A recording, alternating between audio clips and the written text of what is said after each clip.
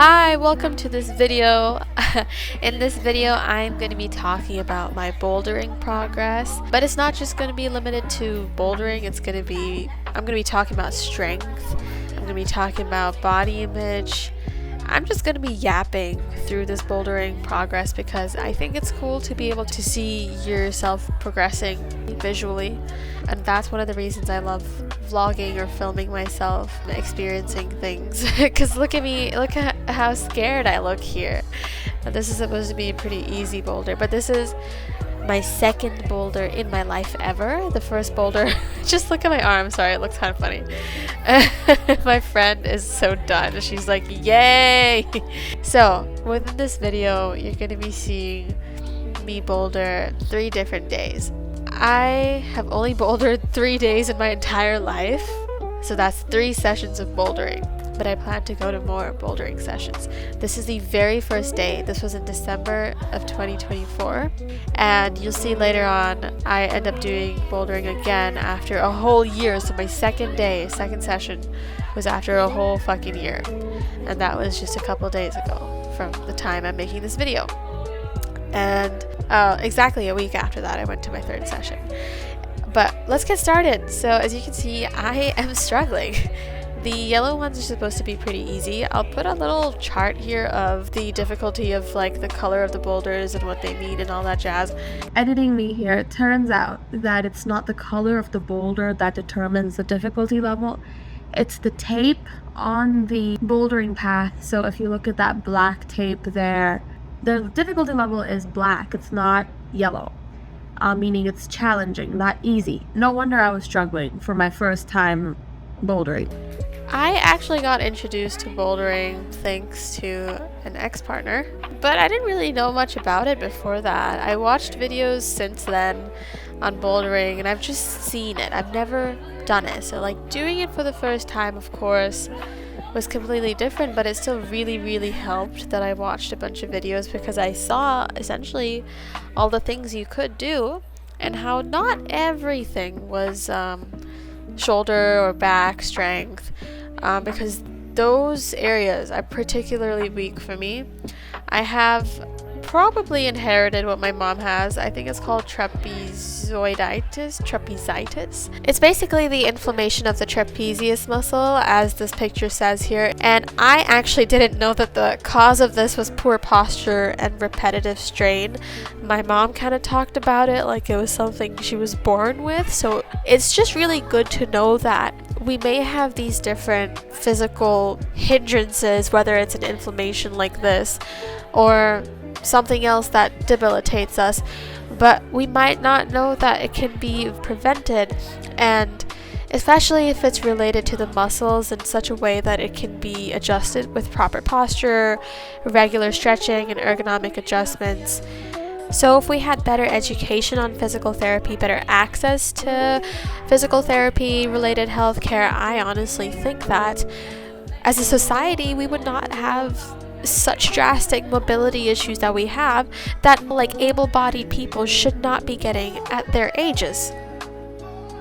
This boulder in particular, I was really proud that I did it because this is a pink boulder, so this is, if I'm not mistaken, it is supposed to be quite difficult. And actually, since this is from December 2024, I think this bouldering gym, they changed their boulders, so I can't go on the same boulders. They just don't have this anymore.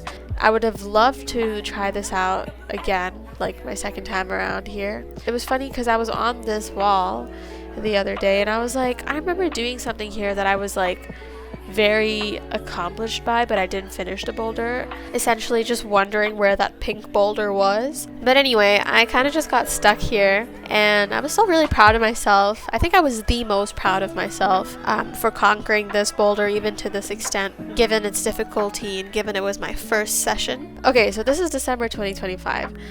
I tried this boulder like once probably, and I didn't get it on the first try. I was a little bit intimidated of the height around right after this bit, so right around here.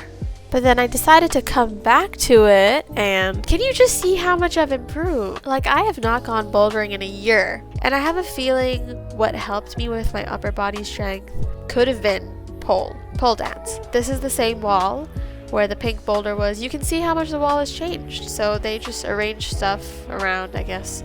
I'm assuming they change it up every year.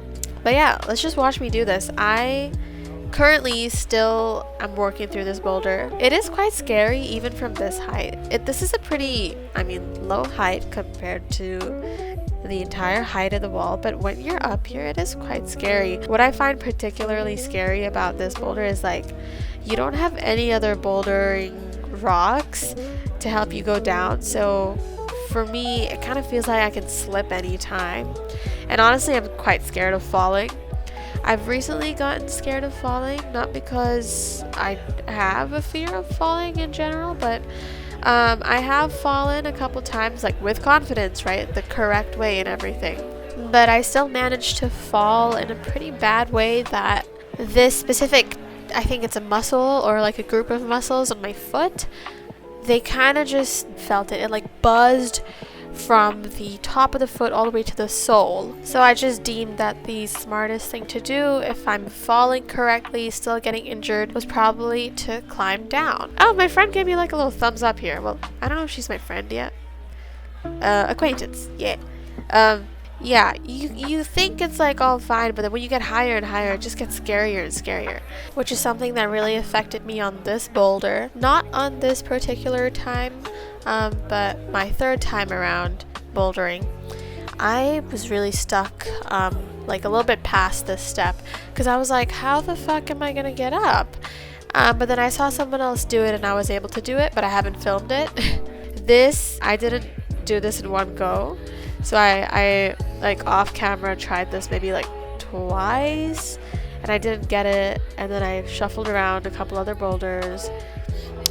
Then I was like, I feel like I can do this, and then I came back to it, I did it, and then I filmed myself and I did it again. So anyway, going back, monkey see, monkey do does really play a big crucial role in learning how to conquer the boulders, which is why I think I enjoyed the sport in the first place, because I had watched so many bouldering videos before I had actually gone bouldering for the first time. I knew what people did, I knew how people kind of shifted their legs, how you could be creative with the ways you bouldered. Wait, why did I give up so quickly? Like, you had it there, girl. But honestly, all the clips of me giving up like that is probably like me believing I can't do it, mostly, or I'm tired. One thing about bouldering I realized is if you're tired, you start shaking. And not only does your body fucking physically give up on you, you're mentally tired too, and you're just not as agile, you're not as swift. That really impacts your performance. If you're coming onto a boulder like first thing in the morning, fresh, that's when I feel like I'm Spider-Man. I can just go from one boulder to the next, have a bunch of energy. Oh yeah, see, this is where I really hurt my feet, I think. This is me the third time. You can see the change of the outfit. And as I was saying, a difference in energy really plays a role, because I don't really remember thinking about anything drastically different the second time I tried this boulder out. This time I just sent it, and probably with the combined muscle memory of how I did this boulder the previous week, my body probably with extra stamina did better, so I ended up finishing the boulder. But the first time around, I tried once, I tried twice, but I probably was really exhausted and I just didn't finish the boulder. So you can see I look pretty nervous climbing down here. So one thing I'm trying to work on right now is I'm trying to tell myself that it's okay if you're high up, you have the rocks to climb down, you also have like a safe place to fall. And over here I have my chalk ball like attached to my pants, and it made it look like I have a ball sack, so I'm never gonna do that again. It just looked like I had one big ball. This boulder was really fun. I felt so good when I like pulled myself up and grabbed onto the boulder that the little rocks I'm holding onto now, because I really don't think I had this much strength a year ago, and I think it just improved with pole dancing. I don't know if you guys have seen this video of like a pole dancer and a climber, sorry, not boulderer. They got on a pole dancer to try bouldering, and she just fucking slayed. And yeah, I think I'm gonna just keep doing those two sports because it's making me stronger in the area that I'm most insecure about, like in terms of strength. You can also see that I don't really have a very strong build, upper body build, but I have actually seen people in the bouldering gym, like some people are like skinny like me, but they are strong. So that doesn't mean anything, you know? You could look a specific way and function a specific way. It's very healthy for me to see different body types in the gym, like skinny. Oh, this guy's blocking me. Are you serious? Is he gonna move? Excuse me, bro. Oh, okay, perfect. Alright, so people who are built, big, small, muscular, not muscular. I've seen all these different body types be functional in so many different ways, and they're all so good at bouldering. And if they're not good at bouldering, maybe they're just starting off. You can see that I actually had that. I could have continued, but I think I was tired or something. I think it's really fun to be able to problem solve on the rocks. You just feel like a goat, you know? It's important to feel like a goat. It's very healthy. I said I would talk about body image. I think because I've always not really liked my arms, my back, because I want it to look proportional and strong and not so skinny like a spider. I've always kind of not really loved my body in that area. It's not that I hated it, it's just kind of like I just wished it looked more balanced. But then when I see myself do stuff like this, and I see myself be so functional in ways that I never thought I would be, I just have realized that movement can really bring, or different sports can really bring so much positivity to how you see your body. Because when I look at my progress now, I think I'm doing so good. Like, I look so good. I look strong, you know? I mean, maybe to you I don't look strong, but to me, like, I've never looked this strong. And I feel so happy about that. Anyway, I could yap forever, but thank you so much for watching this video. I hope this was not too boring. I am still figuring this YouTube shit out, so let me know if you like this. Leave a comment, like and subscribe, turn on the post notifications, and I'll see you next time.